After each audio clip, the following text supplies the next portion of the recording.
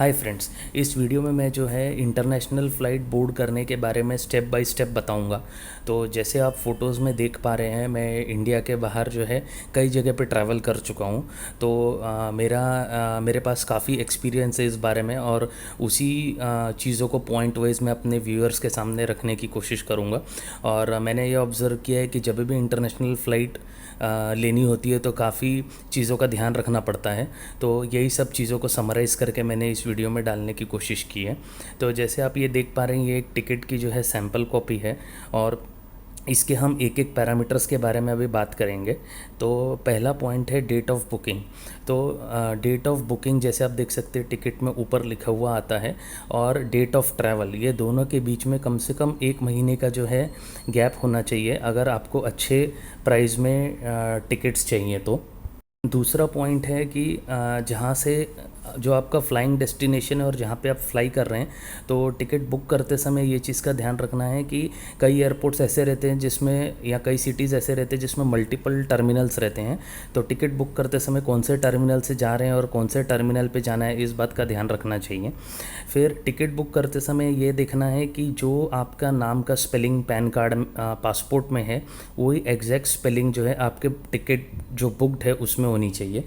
उसके बाद में जो है जब आप टिकट या तो खुद बुक करें या किसी एजेंट से कराएं या किसी फ्रेंड से लें, तो टिकट की जब आप कॉपी लेते हैं उसमें एक पीएनआर नंबर होगा, उसके वहाँ पे पेमेंट स्टेटस कंप्लीट या फिर पीएनआर नंबर कंफर्म्ड ऐसा लिखा होना बहुत ज़रूरी है। क्योंकि कई बार ऐसा होता है कि पेमेंट जो है वो प्रोसेस नहीं हो पाती या इनकम्प्लीट रह जाती है। तो वो पॉइंट जो है वेरीफाई करना ज़रूरी है, बात के हैसल्स ना हो इसलिए। और एक पॉइंट टिकट बुक करते समय ध्यान रखना है, स्पेशली वेजिटेरियंस को, कि जब भी आप टिकट खुद बुक करें या किसी से करवाएं तो टिकट में एक ऑप्शन रहता है कि आपको कौन सा मील चाहिए।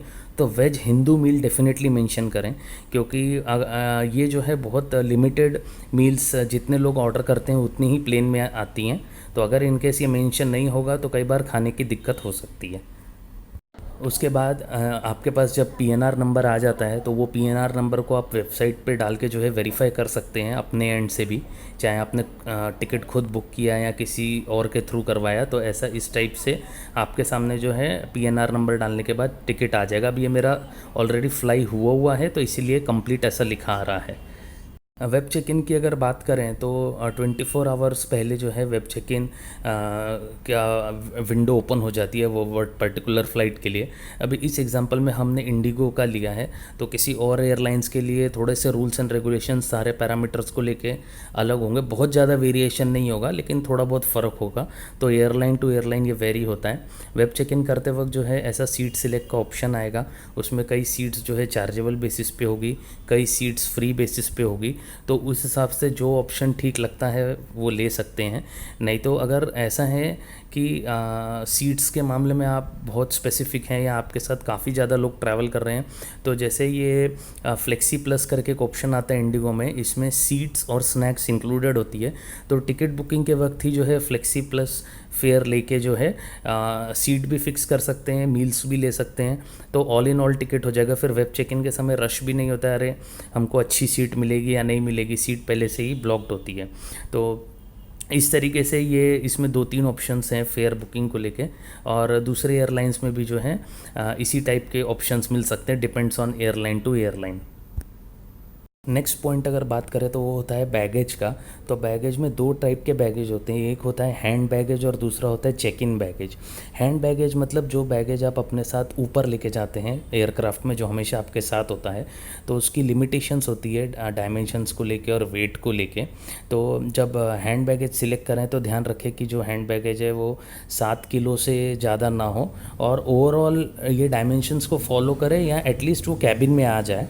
और दूसरा होता है जो बड़ा वाला बैगेज होता है, जो चेक इन बैगेज होता है, तो इसको जो है एयरपोर्ट के काउंटर पे जो है जमा कराना पड़ता है, और ये बैगेज जो है फ़्लाइट में नीचे आता है लगेज के साथ। और इसमें जो है एक चीज़ का ध्यान रखना है, अगर आपका लगेज एक्सेस हो रहा है तो पहले ही ऑनलाइन लगेज बुक कर दें। नहीं तो जो है एयरपोर्ट पे अगर आप लगेज लेते हैं तो एक्स्ट्रा देना पड़ता है। अभी जैसे आप देख पा रहे हैं कि जो चेक इन बैगेज है उसका वेट 30 किलो होना चाहिए, लेकिन अगर उससे ज़्यादा हुआ तो पर केजी 2000 रुपीज़ देना पड़ेगा।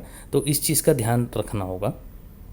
तो जैसे ही आप एयरपोर्ट पे जाते हैं तो एयरपोर्ट पे जाने के बाद एंटर करते ही वहाँ पे सारे कंपनीज़ के अलग अलग काउंटर होंगे, जैसे इंडिगो हो गया या फिर स्पाइस जेट हो गया। तो आपकी जो एयरलाइन है वो एयरलाइन के काउंटर पे जाना है और वहाँ पे जाके जो है अपना लगेज, चेक इन लगेज जो है जमा कराने के बाद आपको एक बोर्डिंग पास लेना है।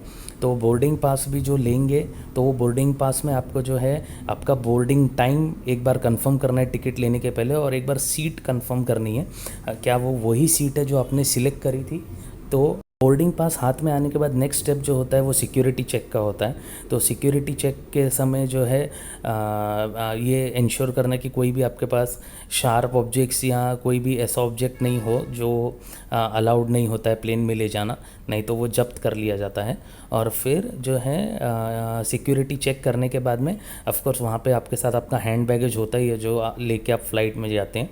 तो वहाँ से फिर आपको इंटरनेशनल डिपार्चर्स करके जहाँ पे लिखा होगा वो सेक्शन से आगे जाना है। कहीं पे भी किसी भी एयरपोर्ट से आपकी फ़्लाइट हो लगभग प्रोसेस सेम है। तो फिर वहाँ से जाके आपको जो है इमिग्रेशन की तरफ जाना है। वहाँ इमिग्रेशन में जो लाइन होगी वहाँ लाइन में आपको इमिग्रेशन प्रोसेस कंप्लीट करना है। वहाँ पे आपको ऐसा स्टैंप दिया जाएगा तो उससे जो है आप कंट्री से अभी आउट हो गए हैं, तो आपका आउट स्टैंप लग चुका है। तो इमिग्रेशन प्रोसेस कंप्लीट करने के बाद वहाँ पे जो मेन स्क्रीन होगा वहाँ पे अपना डिपार्चर गेट एक बार वापस रिकन्फर्म कर लीजिए। कई बार जो है डिपार्चर गेट्स जो है कई बार चेंज भी हो जाते हैं, और जो है थोड़ा अलर्ट भी रहना है। अपनी फ़्लाइट नंबर आपको पता रहनी चाहिए, कभी कभी अनाउंसमेंट होती है तो अगर चेंज है बोर्डिंग गेट में तो आपको पता चल जाएगा।